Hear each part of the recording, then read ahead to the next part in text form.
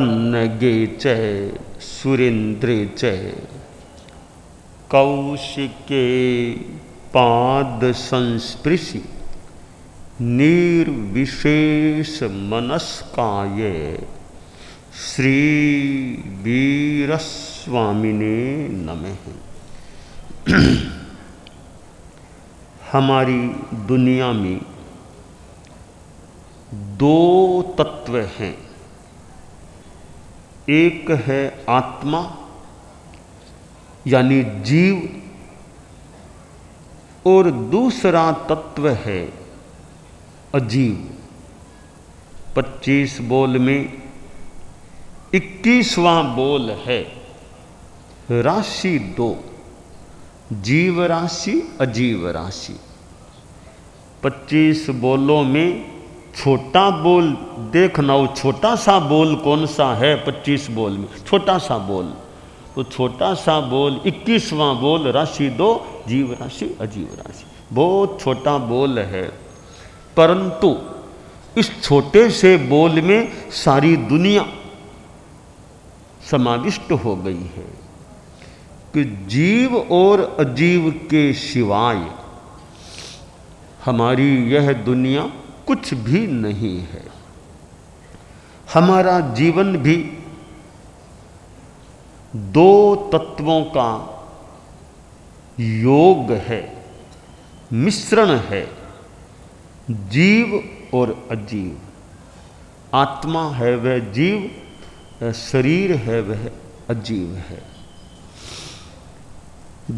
एक सिद्धांत यह रहा है अन्य जीव अन्य शरीर, कि जीव अलग है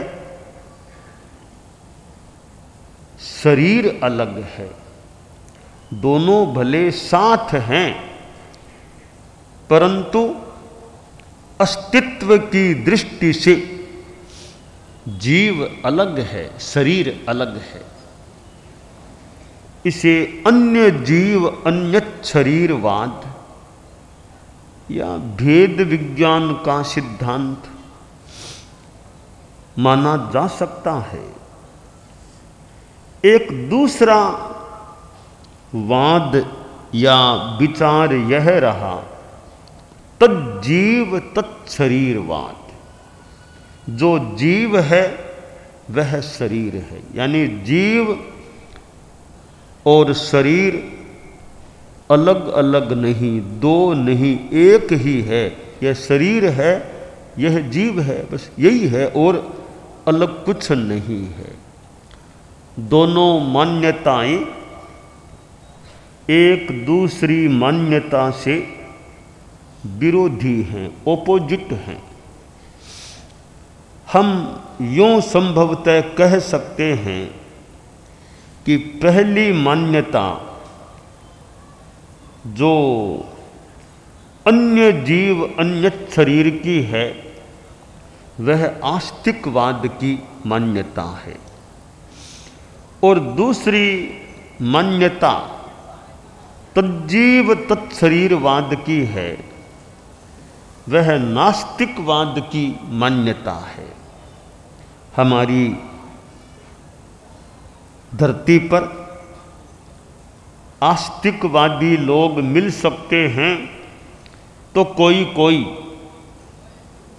नास्तिक विचारधारा का व्यक्ति भी मिल सकता है। नास्तिक भी एक दर्शन है, षड्दर्शन समुच्चय संस्कृत का छोटा सा ग्रंथ है। उसमें जो दर्शनों का वर्णन है, एक विचार नास्तिक विचार का चार्वाक दर्शन, चार्वाक दर्शन एक नास्तिक विचारधारा का दर्शन है, और वह भी षड्दर्शन समुच्चय के अंतिम हिस्से में प्राप्त होता है। एतावानेव लोकोयम यावा निंद्रिय गोचरे भद्रे वृक पदम पश्य यद वदन्त्यबहुश्रुतः यावत् जीवेत सुखम जीवेत ऋणम कृत्वा घृतम पिबेत या तावत् वैषयिकम सुखम भस्मीभूतस्य देहस्य पुनरागमनम।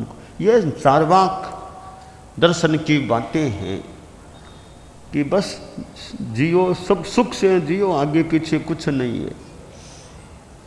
तो आस्तिक विचारधारा और नास्तिक विचारधारा, अध्यात्म की साधना का यह सारा तंत्र है, वह लगता है आस्तिकवाद के आधार पर टिका हुआ है मुख्यतया।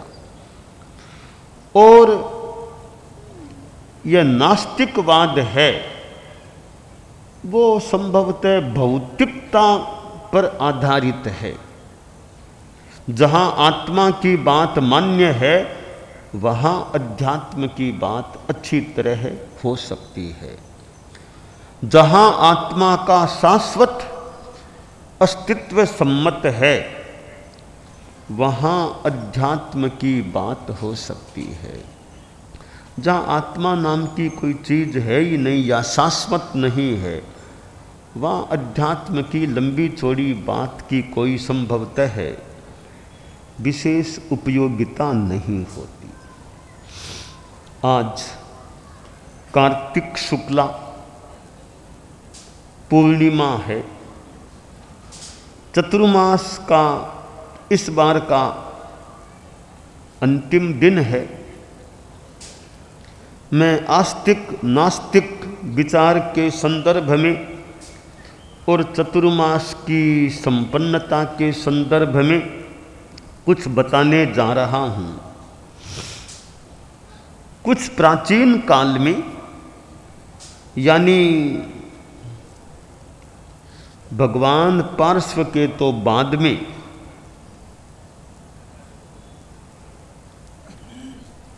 एक राजा था जिसे राजा प्रदेशी के नाम से अभिहित किया जाता है। और उसी समय एक भगवान पार्श्व की परंपरा के महान व्यक्तित्व, संत परंपरा के महान मानो उज्जवल नक्षत्र कुमार श्रवण केसी जैसे संत पुरुष, वे भी उस युग में थे। एक बार राजा प्रदेशी की आज्ञा से उनके वहाँ का सारथी चित्त, जो भी शुद्ध नाम हो, वह श्रावस्ती नगरी में गया। श्रावस्ती नगरी में जो काम था वहाँ के राजा से कोई भेंट करना, उपहार देना, वो काम हो गया। वहाँ श्रावस्ती नगरी में वे कुमार श्रवण केसी 500 शिष्यों के साथ विराजमान थे। तो सारथी चित्त उनके वहाँ दर्शन करने भी गया, धर्म को मानो समझा और व्रतों को स्वीकार किया। लौटते लौटते सारथी चित्त ने कुमार श्रवण केसी से कहा कि भगवान, हमारी नगरी श्वेतांबिका नगरी बहुत रमणीय नगरी है, दर्शनीय नगरी है, बड़ी सुंदर नगरी है। तो आप तो विचरते हैं, तो कभी आप कृपा करके हमारे वहाँ श्वेतांबिका नगरी में पधारे, हम जनता को, हमें धर्म का लाभ मिले। कुमार श्रवण केसी ने कहा कि भाई एक उद्यान है, बड़ा अच्छा है, परंतु वहाँ शिकारी रहते हैं, तो वहाँ पक्षी आना पसंद करेंगे क्या? महाराज वो तो पक्षी तो क्यों आना चाहेंगे जहाँ शिकारी रहते हैं। तो देखो तुम्हारी श्वेतांबिका नगरी एक बड़ी सुंदर है, तुम बता रहे हो रमणीय है, तो तुम्हारा राजा है प्रदेशी, वो शिकारी की तरह है, वो नास्तिक आदमी है। हम साधु लोग वहाँ जाएं, वह साधु बाधु कुछ नहीं मानता है, वो तो नास्तिक, वो हमें तकलीफ दे, तो इसलिए श्वेतांबिका में कैसे आए? तो चित्त ने कहा कि महाराज आपकी बात तो यूं ठीक है, परंतु जनता में अच्छी रुचि है, आपका स्वागत होगा, आहार का दान भी वे लोग करेंगे आपको। मैं बात कहूँ कि नास्तिक हैं तो उनको आस्तिक आप लोग आएंगे तभी तो बनने का मौका मिलेगा ना, कोई आएंगे ही नहीं तो हमारे राजा धर्म को जानेंगे भी कैसे? आप लोग पधारो, और संतों का संपर्क हो तो कोई नास्तिक भी आस्तिक बन सकता है।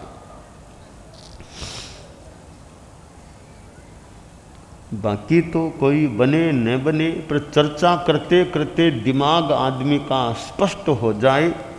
आचार्य श्री तुलसी थे, सरदार शहर में विराजे थे, वहाँ बालचंद जी नाहटा नाम के, जहाँ तक मुझे जानकारी नास्तिक विचारधारा के थे। मैंने उनको देखा भी था, बालचंद जी नाहटा को, छोटा था, आपने भी देखा होगा, वो गुरुदेव के पास आए थे तब आपने भी देखा हो बालचंद जी नाहटा। तो सरदार शहर में वो नास्तिक विचार के थे, तो गुरुदेव तुलसी ने उनके साथ चर्चा की। मान लो कि कुमार श्रवण ने प्रदेशी से चर्चा की, आचार्य तुलसी ने बालचंद जी नाहटा से चर्चा की थी। और बालचंद जी नाहटा पर एक तरह से गुरुदेव की कृपा भी थी, उनको विशेष एवं कृपा थी, भले नास्तिक कुछ भी, गुरुदेव की कृपा भी थी। तो नास्तिक आदमी भी कोई समझ जाए और आस्तिक बन जाए तो बन जाए। तो चित्त ने कहा आप कभी मौका हो तो कृपा करना, श्वेतांबिका भी पधारना। कुमार श्रवण केसी ने कहा जैसा अवसर होगा देखते हैं। चित्त तो श्वेतांबिका नगरी आ गया। वहाँ जो उद्यान था, मृगवन उद्यान, वहाँ उद्यान पाल जो ड्यूटी पर आदमी था, उसको कह दिया कोई ऐसे संत लोग आए ना, उनको तुम ठहरा देना, स्थान दे देना और मुझे सूचना कर देना। थोड़े समय के बाद कुमार श्रवण केसी श्वेतांबिका की ओर बढ़ जाते हैं और वे मृगवन उद्यान उधर गए। तो उद्यान पाल को पहले से सूचना थी तो उसने स्थान दे दिया, व्यवस्था कर दी। और उद्यान पाल ने चित्त को सूचना भेज दी कि वे गुरुजी आपने जो कहा था वो आ गए हैं। जनता भी वहाँ आने लगी, आई, व्याख्यान, धर्मोपदेश, प्रवचन हुआ। चित्त ने कुमार श्रवण से कहा कि हमारे राजा जी को आप कुछ उद्बोधन दो, धर्मोपदेश दो। कुमार श्रवण केसी ने कहा कि धर्मोपदेश किसको दे, जो उद्यान में आए हुए संतों को वंदन भी नहीं करता है, सत्कार नहीं करता। उपाश्रय में संतों को वंदन, नमस्कार, सत्कार नहीं करता। घर में भी आ जाए साधु तो भी सत्कार नहीं करता। मार्ग में मिल जाए तो भी अपने आप को छिपाता है। ऐसे आदमी को धर्मोपदेश कैसे दे? चित्त बोला महाराज प्रदेशी को आपके पास लाना तो मेरा जिम्मा, फिर उनसे बात करना आपका काम, कि ठीक है लाओ हमारे पास, आने दो। एक दिन चित्त राजा प्रदेशी के पास गया,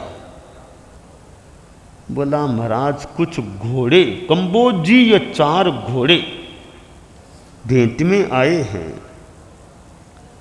इन घोड़ों की परीक्षा करनी है,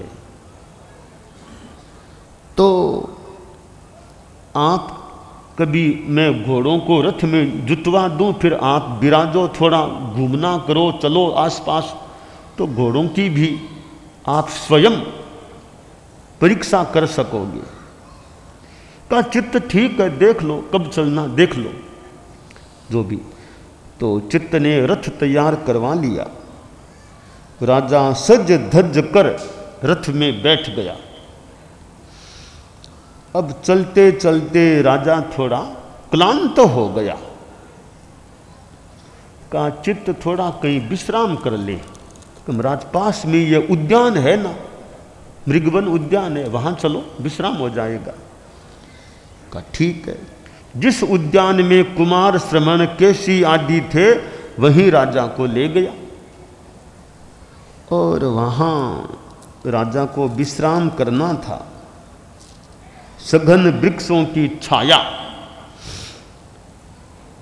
और राजा मानो वहां विश्राम के लिए बैठा, यो देख रहा था तो वे साधु लोग इधर उधर जाते आते यूं दिखाई दिए। कार्य चित्त, ये जड़मूढ़ कौन लोग हैं, क्या करते हैं यहां पर ये? चित्त ने कहा महाराज ये साधु लोग हैं, ये कहते हैं आत्मा अलग है शरीर अलग है, आत्मा को अलग और देह को अलग मानते। हाँ, इनका तो यही सिद्धांत है। तो यह बात तो कैसे, आत्मा शरीर तो एक ही, अलग अलग थोड़े होते हैं। कि महाराज ये लोग अलग अलग कहते हैं, अलग, तो उनसे मैं बात करूं, चर्चा करूं, अलग अलग कैसे हो सकते हैं आत्मा और आप पधारिए, उनसे बात कीजिए आप। बस चित्त का काम इतना ही था।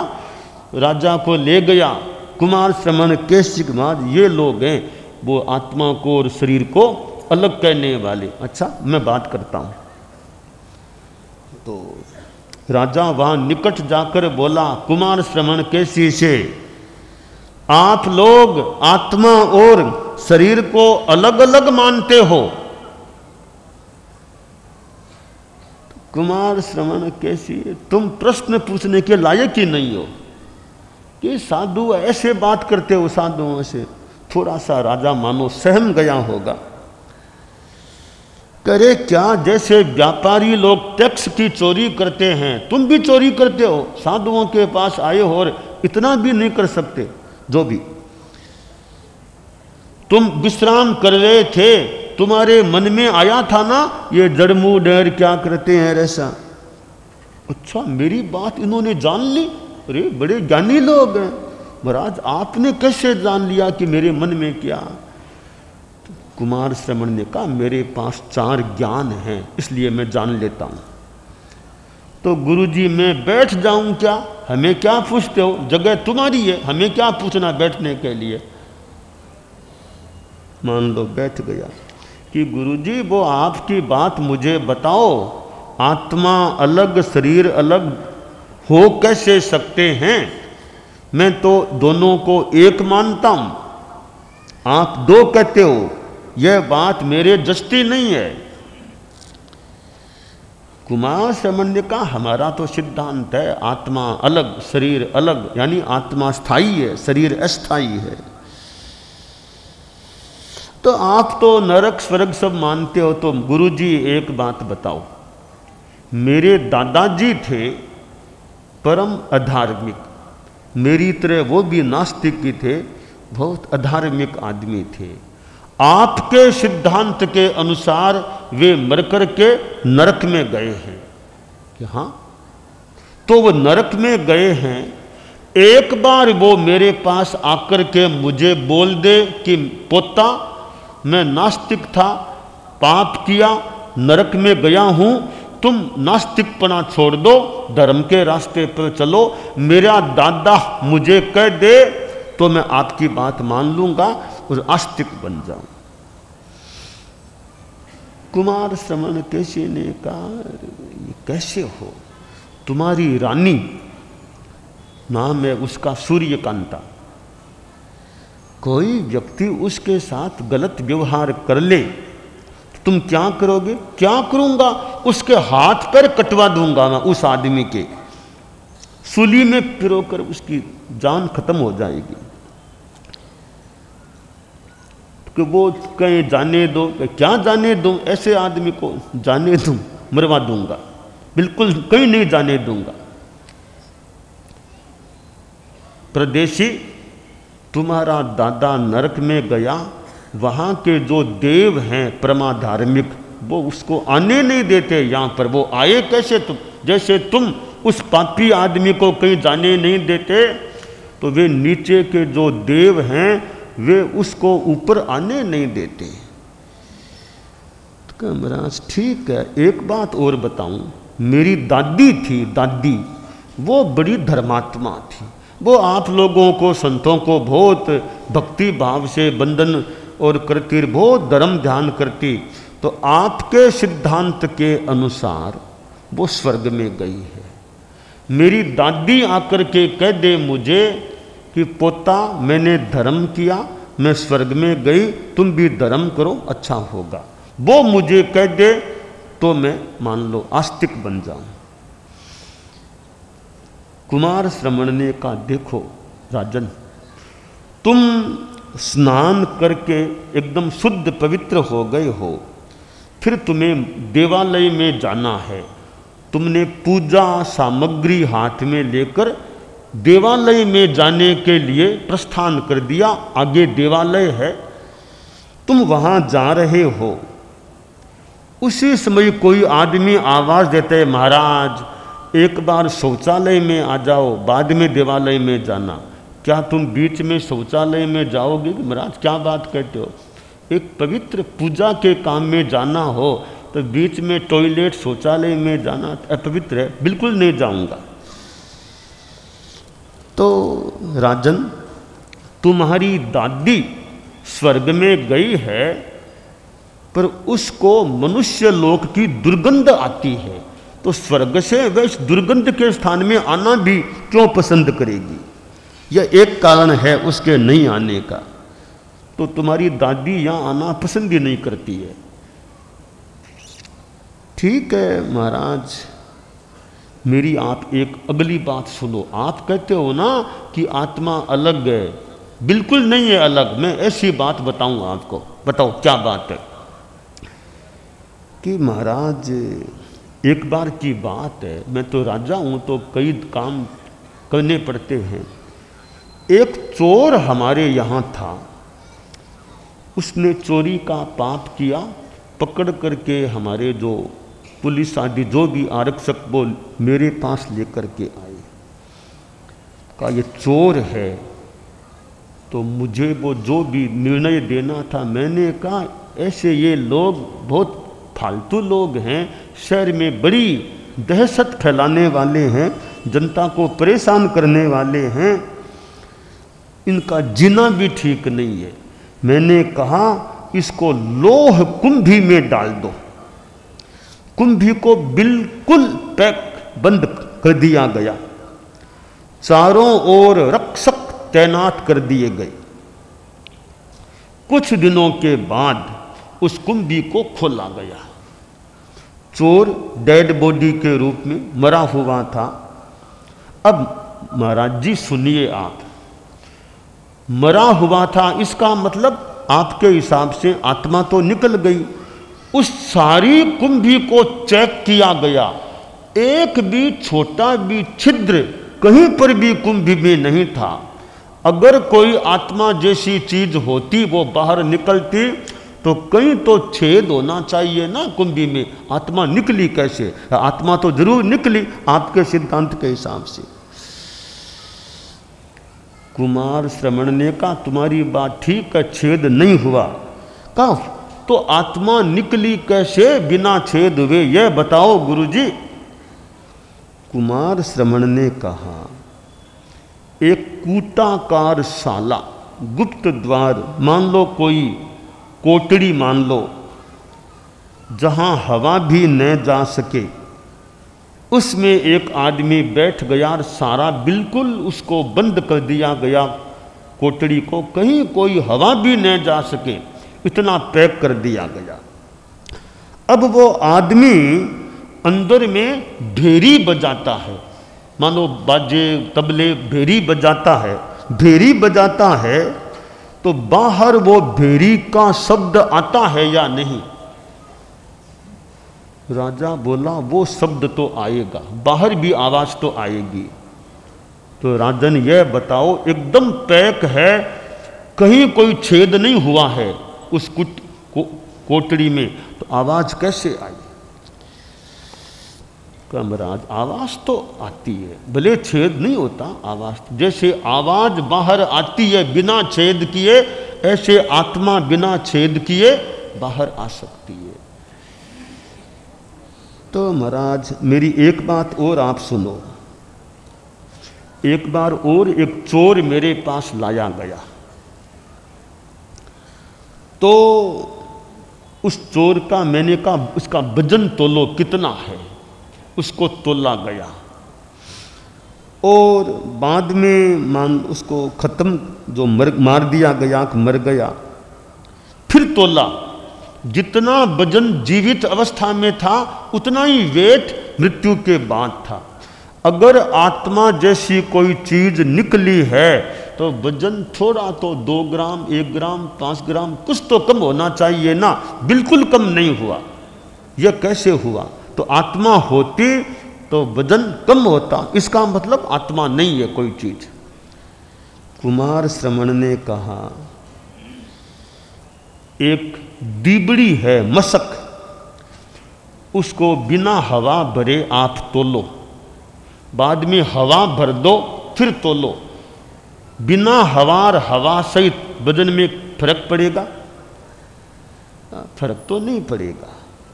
तो फर्क क्यों नहीं पड़ेगा? अगर हवा नहीं है तो भी उतना ही वजन, हवा है तो भी उतना ही वजन, क्या हवा फिर है ही नहीं क्या?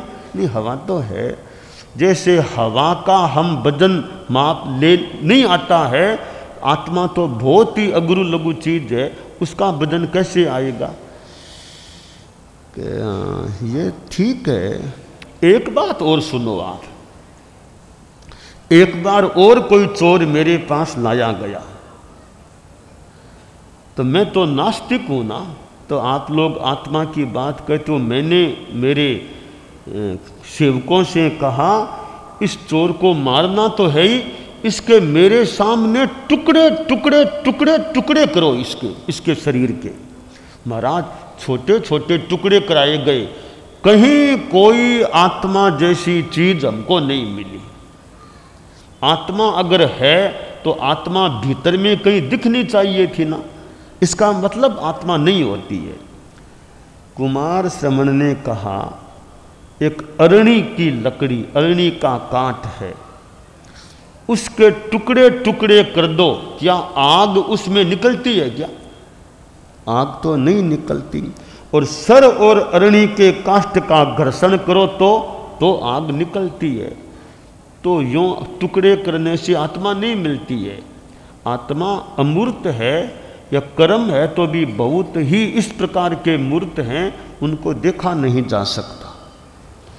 तो अरणी की लकड़ी, अरणी का काष्ठ और सर का घर्षण करने से आग पैदा होती है, यो कितने टुकड़े कर लो उस काठ के, आग नहीं मिलती है। इसी प्रकार यूं आत्मा शरीर को टुकड़े करने से नहीं मिल सकती। तो गुरुजी आप एक काम करो, सीधी सी बात बताऊं आपको मैं, आपका जो सिद्धांत है ना कि आत्मा अलग है, शरीर अलग है, मुझे आप आत्मा को दिखा दो, यह मेरा हाथ पड़ा। आत्मा को एक बार आप निकाल के, मैं अपनी शैली में बताऊं, एक बार मेरे हाथ में दे दो, मैं देख लूं आत्मा कैसी होती है।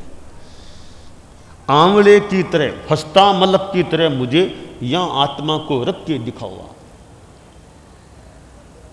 कुमार श्रमण ने कहा हाथ में रखने की चीज नहीं है आत्मा, यह चश्मे का घर तो मैं हाथ में रख दूं किसी के, पर आत्मा को थोड़ी किसी के हाथ में रख सकता हूं।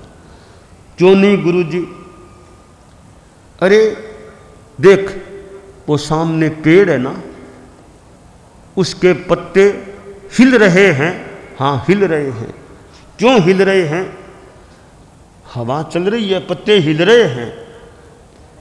तो तुम एक काम करो, हवा को मुझे हाथ में लेकर के दिखाओ, मैं देखना चाहूंगा हवा कैसी होती है।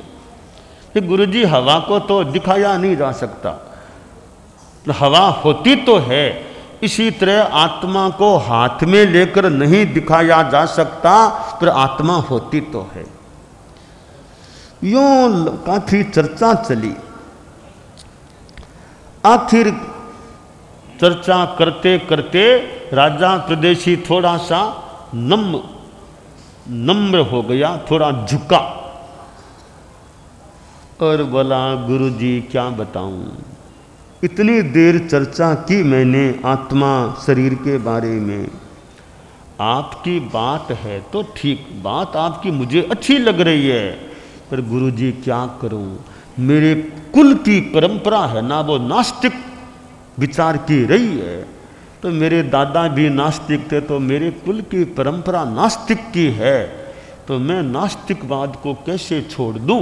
आपकी बात ठीक लग रही है, पर मेरे कुल की परंपरा को मैं कैसे, नास्तिकवाद हमारी मान्यता रही है, उसको मैं गुरुजी कैसे छोड़ दूं?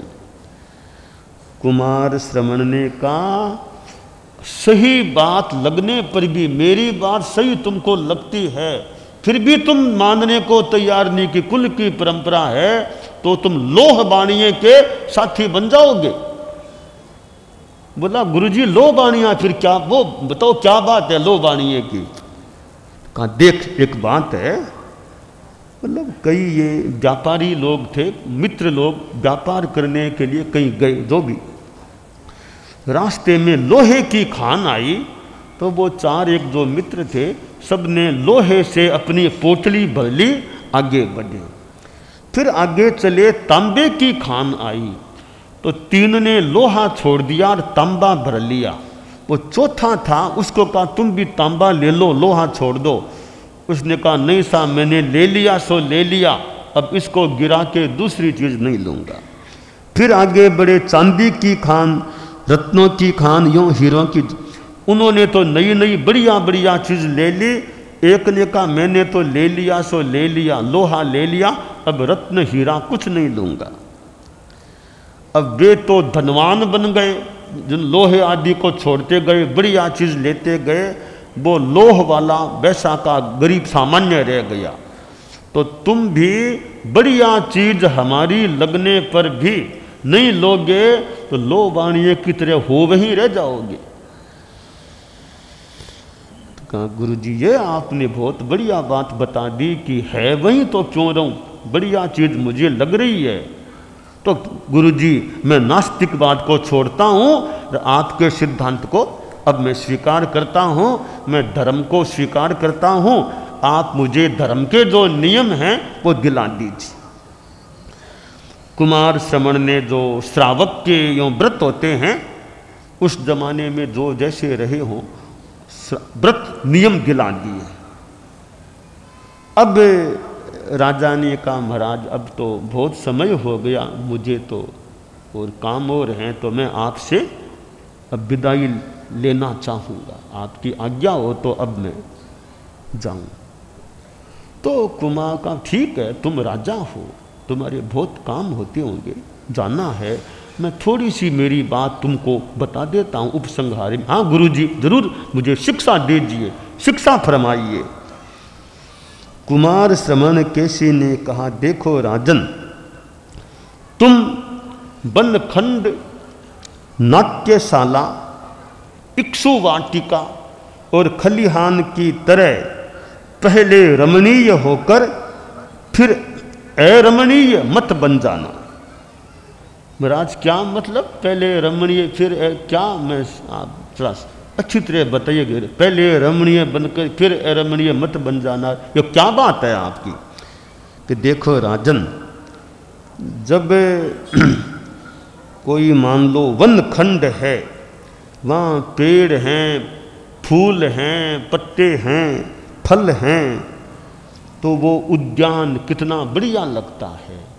और बाद में वो पतझड़ का समय आए, पत्ते पत्ते गिर जाएं, फल फल कुछ नहीं है, फिर वो उद्यान कैसा ही लगता है।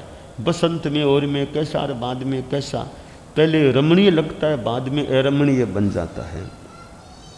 और देखो नाट्यशाला होती है, जब वहाँ नाटक का प्रोग्राम होता है, कोई नाचता है, कोई गाता है, कोई बजाता है, जनता सामने उत्सुकता से नाटक को देखती है, तो कितना बढ़िया लगता है। कितने लोग बैठे हैं, कितना बढ़िया नाटक हो रहा है। फिर बाद में नाटक का प्रोग्राम पूरा हो जाए, नट मंडली चली जाए, लोग चले जाएं, फिर कोई कुर्सी कहीं पड़ी है, कोई कुर्सी कहीं पड़ी है, मंच पर कोई माइक कहीं पड़ा है, लोग सामान उठा रहे हैं, जनता चली गई है। जब नाटक हो रहा था तब कोई देखे तो कितना बढ़िया प्रांगण लगता है। नाटक हो जाने के बाद, नट मंडली के जाने के बाद, कुर्सियाँ इधर उधर पड़ी है, कर्मचारी कुर्सियों को उठा, तब वो कैसा, कितना फर्क हो गया। पहले रमणीय, बाद में अरमणीय होता है। अब इक्सु वाटिका है, वहाँ गन्ने हैं, गन्ने पीले जा रहे हैं, लोग आते हैं, रस पीते हैं, लोगों की भीड़ हो रही है। बाद में वो काम हो गया, लोग रस पीकर चले गए। अब गन्ने के टुकड़े फूंतरे कहीं कोई पड़ा है, कहीं कोई कचरा सा हो गया। तो पहले लोग आ रहे थे, रस पी रहे थे, गन्ने की चरखियाँ चल रही, तब कैसा लगता। बाद में वो सब लोग चले गए, गन्ने के टुकड़े फूंतरे यहाँ वहाँ पड़े हैं, फिर वो पहले रमणीय, बाद में अरमणीय हो जाते हैं। तो मैं तुम्हें यह कहना चाहता हूँ राजन, मैं भी अपनी शैली में, कि देखो तुमने जो धर्म लिया है, जो आस्तिकवाद को स्वीकारा है, सम्यक्त्व स्वीकार की है, नियम व्रत लिए हैं, अभी जो नियम लिए हैं उनको पालते रहना। ऐसा नहीं मेरे से नियम तो ले लिए, मैं भी चला जाऊं, बाद में तुम भी नियम को भी छोड़ दो और सम्यक्त्व को भी छोड़ दो। तो पहले अभी तो तुम रमणीय हो, अगर छोड़ देते हो तो बाद में अरमणीय बन जाओगे। धर्म की दृष्टि से तुम अरमणीय मत बनना।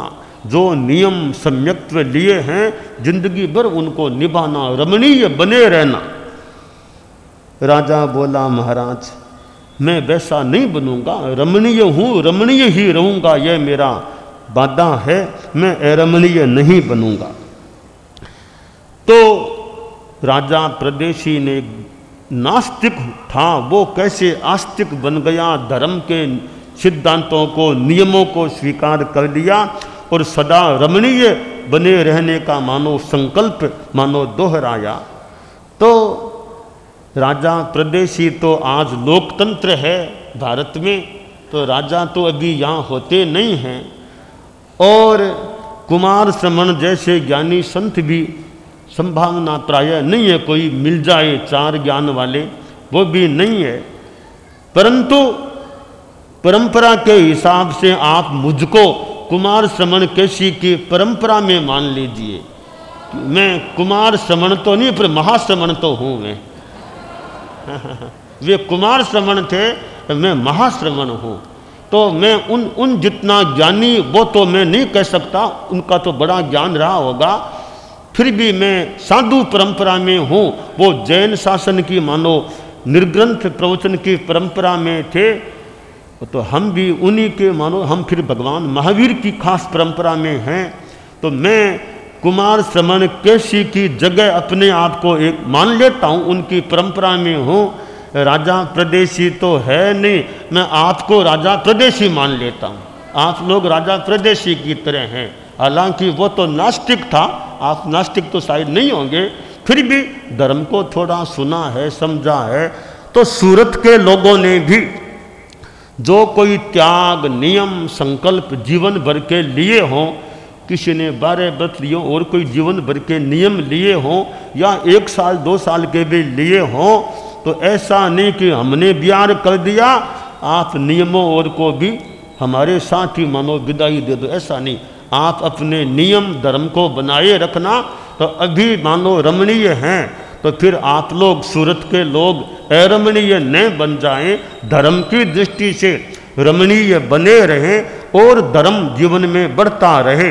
तो यह सूरत का चतुर्मास का अंतिम दिन है, और संभवतः आज के दिन का मुख्य प्रवचन कार्यक्रम भी इस चतुर्मास के बार का, यह आज का यहाँ का अंतिम प्रवचन हो सकता है।